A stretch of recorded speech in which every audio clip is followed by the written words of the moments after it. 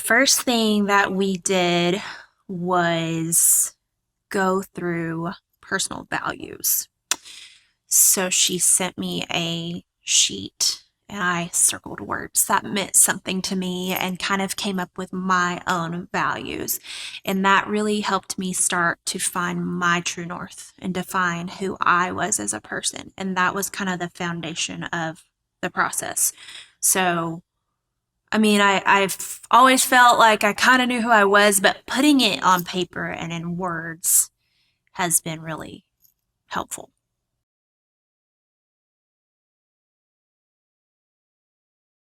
There's been a lot of surprises. I think that most, one of the most, there's two things that maybe stand out the most to me. One of the most surprising things to me is the way this timeline has lined up. From the first time she mentioned it to what I was going through then to when it started and how my life has transitioned.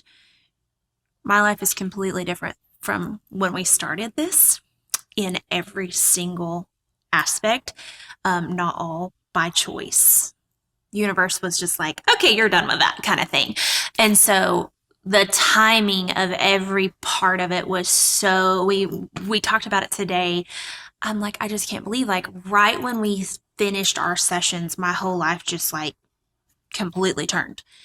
And I don't think I would be I was able to stay on my feet. You know, people that, oh, you'll land on your feet. I'm like, I never got knocked off my feet because I was so firmly planted because of this process that just happened to end right when my whole life changed. And so that was surprising to me. I don't think it was an accident. I don't think any of it was an accident, none of the timing. So that was really surprising. And then the amount of growth that I experienced in the 3 months that we did these Zoom calls. I've done therapy. I'm a huge advocate for therapy, group therapy, individual therapy, all the things. And I think that those things are super important if you've had trauma in your life. But this is so much more future focused and goal oriented. And there's that accountability and that follow up that happens that I'm the type of person like I want to make sure that I follow through with what I said I'm going to do. And so it kind of just gives you that extra like, okay, I got to get this done. So that's the amount of growth that I experienced while doing this process and with the trauma that I was experiencing while we were going through this in my own personal life, that I was able to grow that much that I'm like, I can't even wait for the next 3 months because it's going to be phenomenal.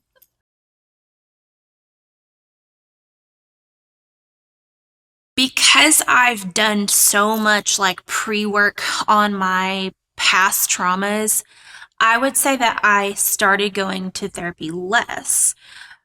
But again, to preface, if you have trauma, you need to take care of that stuff. I like there are things that maybe Mo has helped me that my counselor never touched, that maybe just because it's whatever came up in the moment, like Mother's Day, we kind of worked through something that was like, oh, I didn't know that was still there, but it came up in a conversation. We worked through it kind of quickly. She gave me some different angles to look at it. So that was interesting. I think that that answer probably depends on who the person is because I have done so much therapy that I kind of started to feel like I don't really need therapy and coaching together in this season, if that makes sense.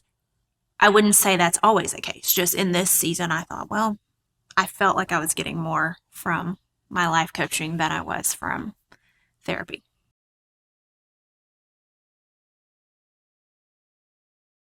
The way I view the difference in therapy and life coaching, therapy is very, you're going back. You're digging into past traumas and hurts. You're unpacking. And life coaching is more futuristic focused. So it's very much past versus future. And that's not to say when you're planning for the future, things don't pop up for you from the past. Like, oh, I didn't know that was still there. But because you've got that accountability partner, you're able to kind of quickly navigate through it. And like, okay, yeah, it popped up, but we're dealing with it and we're going to use it to our advantage. So for me, that's the difference, past, future.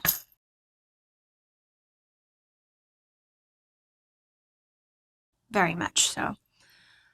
One of the biggest things for me, I've always kind of been, I used to be a very insecure person. 2014, that kind of started to change, but I went through this little season of toxic positivity where it was like positive vibes only, like, keep your bad voodoo away from me, that kind of thing.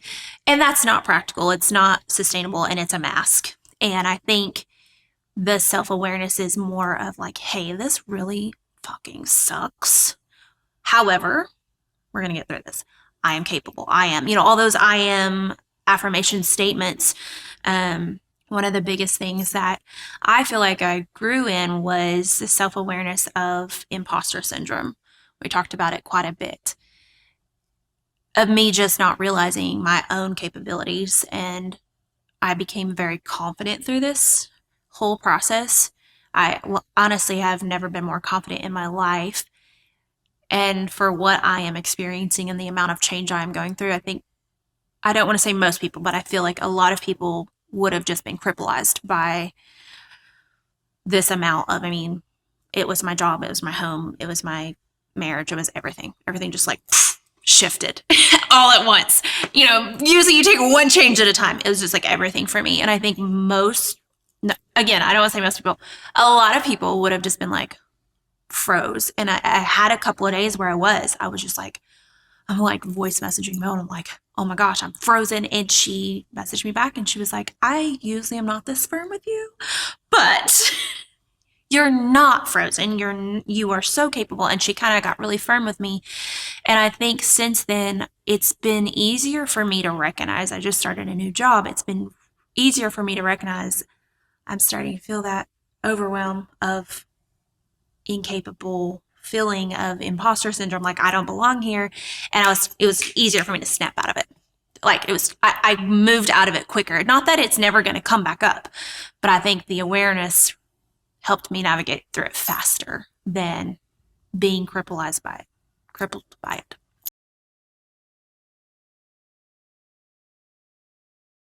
Much more understanding than I've ever, a lot more grace, and realizing that, one of the things we talked about today in my life coach session with her today was I don't have a routine right now because everything is just kind of up in the air. And I had to take a step back and realize, but I'm still in the middle of a transition. And so that's okay. It's okay that I don't have a routine right now. It will come. And so I think that inner voice is a lot more grace than I've ever given myself. And I give everyone else around me a lot of grace, but it's hard to give yourself that grace. And I think that's changed a lot for me.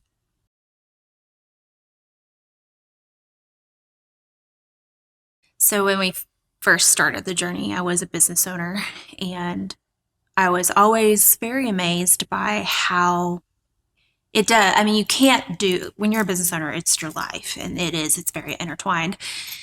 And the amount of things that would cross over and the advice. And I think really one of the biggest realizations that she brought through the business side of things was that I have leadership skills that I didn't even know were there. And it made me want to seek out ways to grow that. So part of that being in Toastmasters has helped me kind of hone in on that, but really just having someone point it out.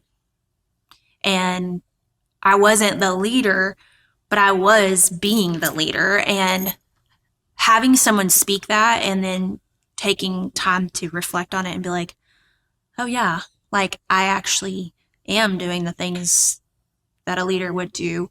And so having someone else see a value in you that you didn't even know was there, it's been huge for me. But that came from the business side of things, and it went over into personal, and has just given me a desire to grow that.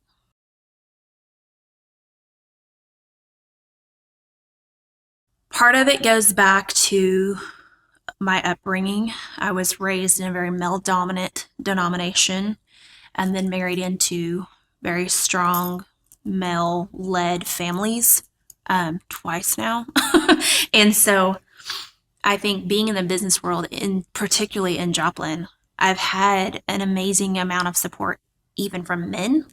One of my best friends is a photographer, and he has also pointed out those leadership styles and skills. And so seeing that women can lead, I think I never even let myself think of that as a possibility because of, the way I was raised. And so one of the things we worked through in the life coaching was unlearning, unbecoming, and taking off the things that were put on to me, belief systems that were placed onto me, not that necessarily I came up with for myself. And so there again, I've done the therapy, I've done like the trauma things, but sometimes there's things in the past you're not even aware of. And so I would say definitely, working through some of those past things happens in the life coaching. And that is one of the things for me that came up that, she asked me that, like, well, why not? What disqualifies you as a leader? In my mind, maybe I'd never said it out loud, but in my mind, because I'm a female, I'm a woman, so I can't be a leader. And that's destroyed now. And now the sky's the limit.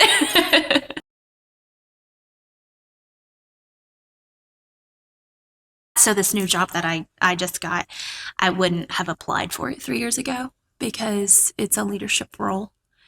And not only did I apply for it, but I was very confident that I was fully capable and probably the best fit out of everyone who applied. And I owe that a lot to Mo. Now she always says, oh, you did the work, but she guided me. And I would not be where I am today without her and this experience. Not even close.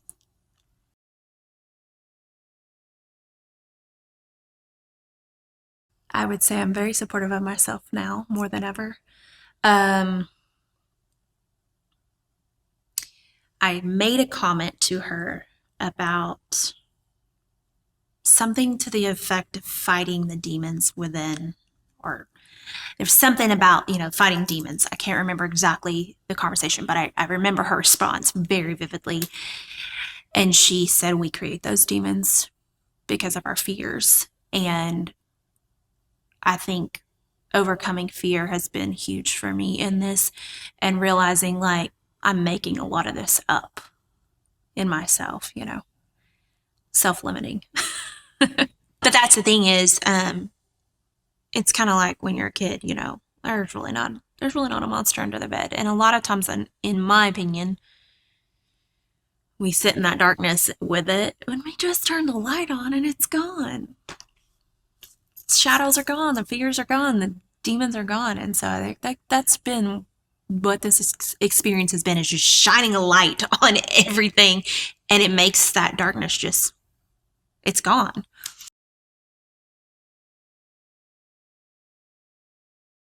I was gripping something so tight that no longer served me. And I knew from the start of last fall, whenever she mentioned, hey, I got something cool I'm working on, I was already in this, uncomfortable, like, oh, I gotta make this work, obligation,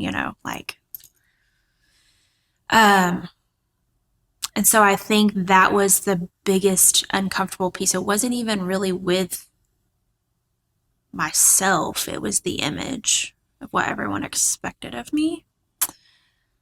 So that was really uncomfortable. Just finally giving into what is best for me in this. Again, I mean, that's not something we're taught. Culture, in the culture I grew up in, it wasn't, you didn't chase happiness or, anything that's self-served. And so that was uncomfortable for me. But as far as the work, I feel like I'm probably one of the most authentic people that you will meet. Like, I strive to be an authentic person. I honestly, if my mouth doesn't say it, my face will. I have no choice but to be super authentic. Just like what you see is what you get. You either love me or you hate me. And honestly, if you hate me, it's probably your own problem. But no, I'm just kidding. So yeah, it was uncomfortable, but what made it worth it is what I've experienced the last 2 months. This life change it was very traumatizing and it was very terrifying. But at the same time, like I said, I never felt like I got knocked off my feet, and that made it worth it. Every call, every uncomfortable, like, oh, realizing the things that were serving me and the things that were not serving me, and going back to that fear, and everything boils down to fear, and becoming very comfortable with sitting in the uncomfortable, I think is probably one of the biggest things that I've learned through this, is not stuffing that down. As one day we were talking about fear, and I don't remember, I made a comment about, telling fear to take a back seat, basically like, fuck off, fear. And she's like, well, she kind of reframed that whole thought for me. She said, what if we hold fear out and we give fear a chance to speak? Is this a younger version of ourselves where that fear served us at some point? Let's have a conversation. Is this fear of our present, of trying to protect us from something? And through this transition process, every time a feeling, whether it was fear or a good or a bad emotion, being able to hold it out and have that conversation with the emotion and sit in it, no matter how uncomfortable it was. If it was crying, if it was anger even. I mean, I literally had someone tell me a few weeks ago, I said, I'm just so fucking angry about this particular day, just pissed me the fuck off. And the person said, well, don't be angry, just use it as motivation. And I think that's, society is like, don't be mad, just get over it. But I chose to, go back to my values, find my true north, and sit with that anger and just let it, for the evening, for the weekend, whatever. I just sat in it. I was just like, oh, this sucks, but it's where I'm at and I'm going to get through it. But if I don't sit here with it and let myself feel it and be uncomfortable, then it's going to come out later in a different way, and a probably not a healthy way. And I think that's what so many people do. We stuff it down until it just explodes in a very unattractive way.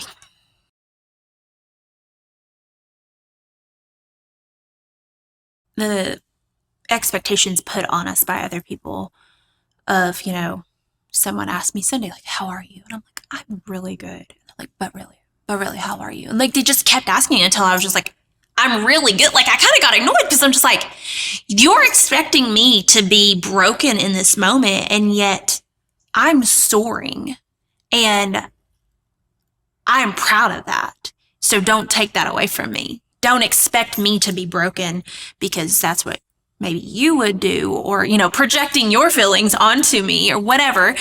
That's been really interesting for me. I know one of her questions was something about emotions. How have I become more comfortable with emotions? And for me, they're not comfortable. Emotions are not comfortable. Like, I hate to cry and I don't really want to be angry. I'm a happy, bubbly person. And I think the biggest thing for me in that particular area is becoming comfortable with my emotions, that I don't give a fuck what anyone else thinks about how I feel. It's like, you want me to be this, but I'm not, and I'm okay with that. Like, I'm okay with where I'm at. I'm okay with being okay right now when you think I shouldn't be. So being comfortable in my emotions, regardless of what other people think that I should feel, has been so empowering. It's so empowering to just be like, I'm good. I'm really actually good.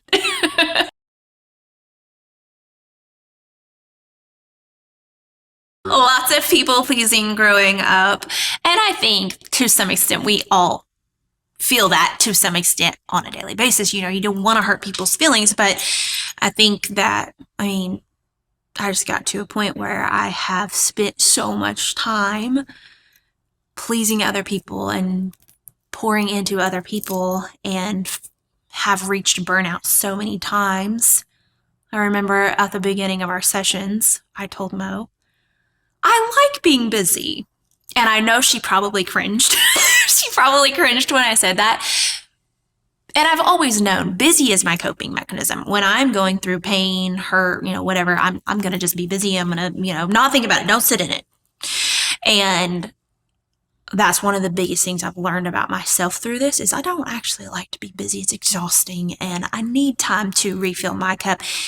I I do things every day that are healthy and fill my cup, but I need a whole day to veg out every week. Like I learned that about myself. I need that recover day and I don't like to be busy. And so that's been one huge thing as far as that self-awareness piece as I'm going through this transition and there's so much going on is I was able to like catch myself like I am filling my calendar way too much and it's time to take some things back off because I worked so hard to time budget, energy budget. We started talking about financial budgets and then it turned into time and energy budgets. And that's been so freeing for me to say, you know what, I have this on this day. So that day, no, actually I can't. Even though there's nothing on my calendar, I'm going to leave it that way.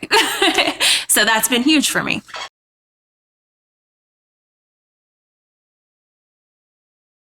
Well, you can't pour from an empty cup. And I mean, that statement is probably overused, but it's so true. And I sure was trying. But I think that I have so much more to give by prioritizing myself, by saying no, or by using my yes in a much better way. If it's not a hell yes, then it's a no. And I think by doing that, when I do show up, I'm showing up as my best self because I really, really want to be there. And not just, oh yeah, I had some extra time on my calendar, so I came anyways. And like, I really would rather not be here. So then I'm not my best energy. And so I think that's been huge for me is that when I do show up, I'm showing up full force and it's kind of terrifying for others. I'm joking.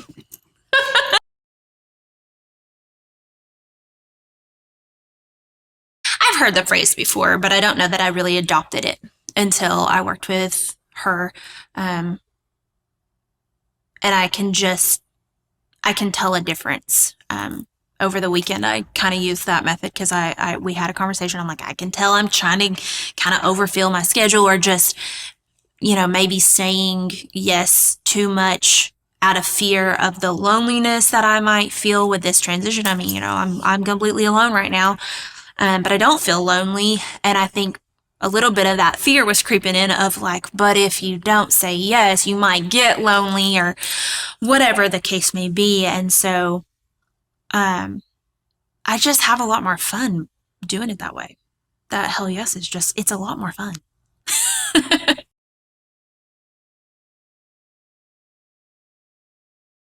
I think that's been huge. Towards the end of our sessions, when things started to change, she started talking about abundance mindset and like attracting things. And it was not a concept that I was overly familiar with. I mean, I've heard it, but like, I tried to figure it out on my own. And one day I got real good and frustrated and I messaged her and I'm like, well, what are you talking about? Like, what is this? I need a job. I need like all these things. I don't have money. Like, what are you talking about? Cause she's like, don't come at it from a place of desperation. I'm like, but I'm really desperate. Like, I need a job. And so she sent me, this message and I'm taking notes. I was sitting out by a body of water, and I'm just like trying to zen, but I'm like really stressed.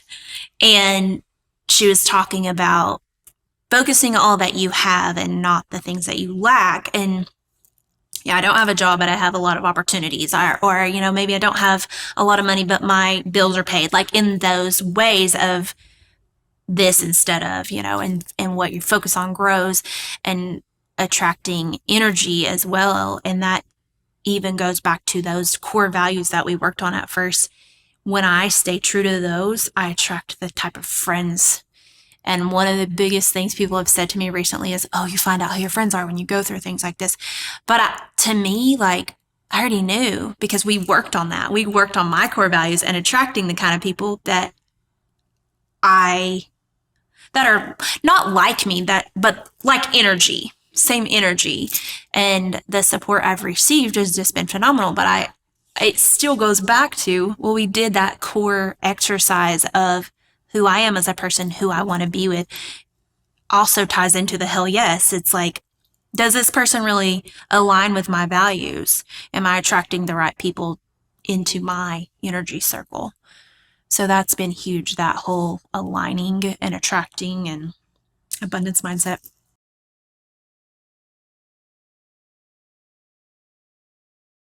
I would not be where I am right now without her. And I knew I was going to like get emotional on this one. Those days where, I mean, because Mo's not like, only call me on my Zoom time, I text her, I can voice message her, I can call her. And she's so good to respond. And it's that I think that when we're growing, growth and healing, it's not linear. So we can start to make progress and then you kind of dip down. And I think if we're not careful, when you don't have that accountability piece, you can slip back down and maybe cancel your next appointment. But like with Mo, you can just reach out and be like, hey, dude, like I'm really struggling today with X, Y, and Z. And so I think that's huge. And having someone that is, I mean, there's just not a judgmental bone in her body. And that is very rare in our society. I mean, myself included, like I catch myself sometimes, I'm like, I need to get myself in check. Like that's their life, it's not my business. Having someone who's just accepts you no matter what. And I recently said something to her and she's like, that's okay, but it's also okay if you feel the complete opposite of that. And it's like a big old warm hug every time you talk to her. You just feel so welcome and accepted. And that in itself is empowering, honestly.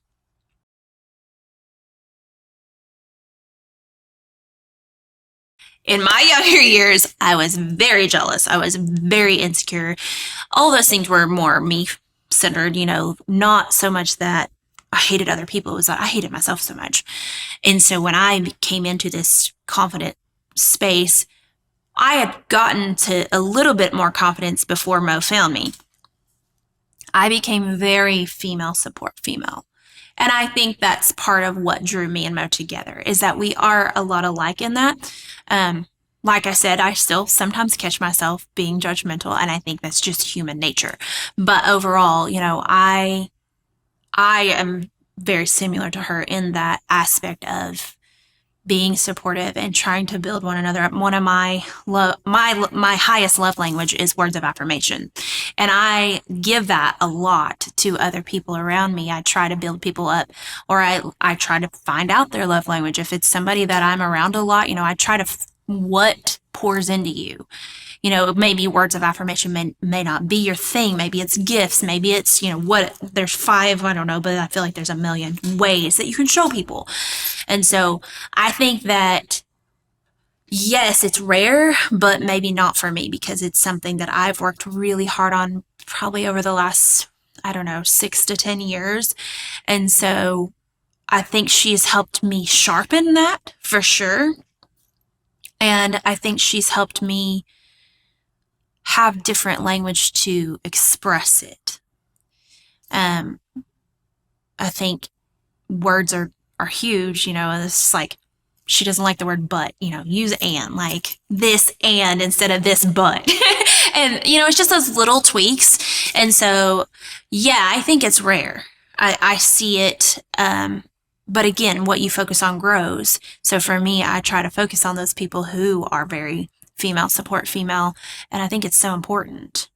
And really, at the end of the day, we're all just so hard on ourselves and we should be supporting one another. And so I hope to take what Mo has poured into me and poured into our community and have that ripple effect, because that's what I want for other people, is like that level of confidence, to feel that empowered and to support one another, and not just to say it, not a cute hashtag of female support female, but like actually doing it, actually like showing up and, hey, how can I clean your house while you go do this or whatever, actually being supportive in the ways that we can, and learning what pours into people, because words of affirmation is not everyone's love language.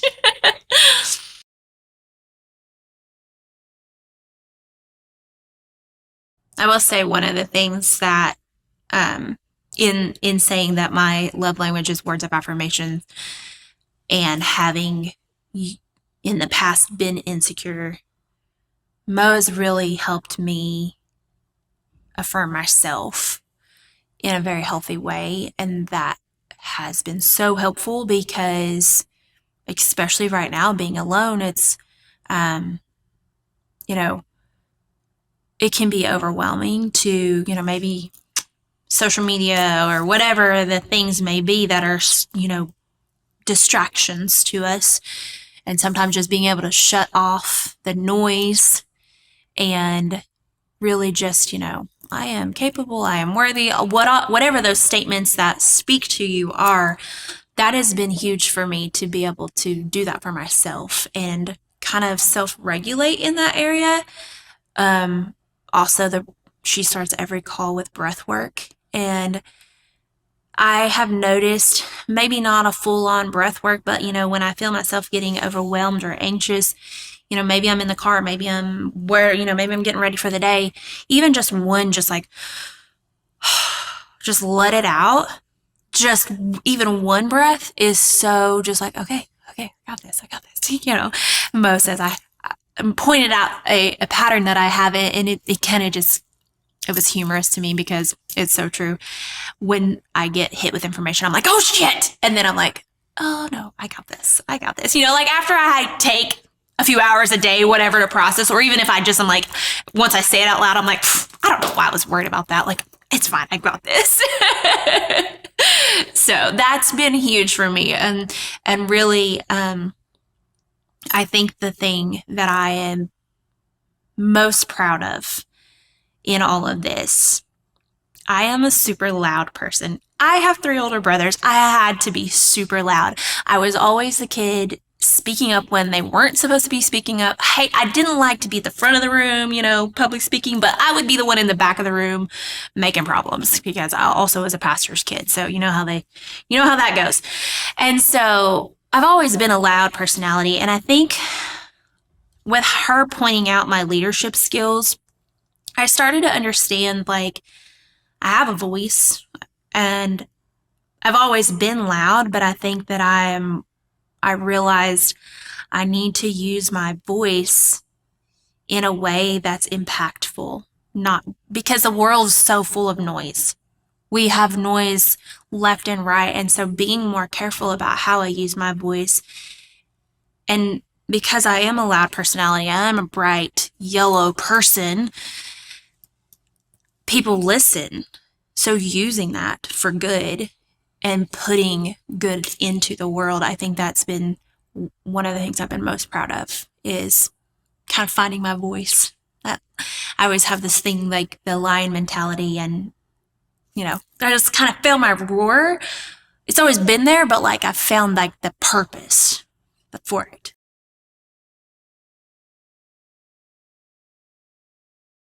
Life changing. Absolutely life changing. Worth every dime. Every bit of energy that you put into it, every bit of time, whatever the fee is, it's life changing. Everyone should do it. I've literally recommended so many people already. I'm just like, whenever she launches this, you gotta jump in. And even my therapist was like, girl, something has happened in you the last couple of months. And that moment for me was just like so huge. that my therapist who went to school for all this stuff, noticed like this drastic change in me. And I've had several people even, on Facebook, you reach out and be like, girl, what are you doing? Like in a good way. They're just like, what are you doing? And so anybody that's on the fence at all, I'm just do it. That's what I would say.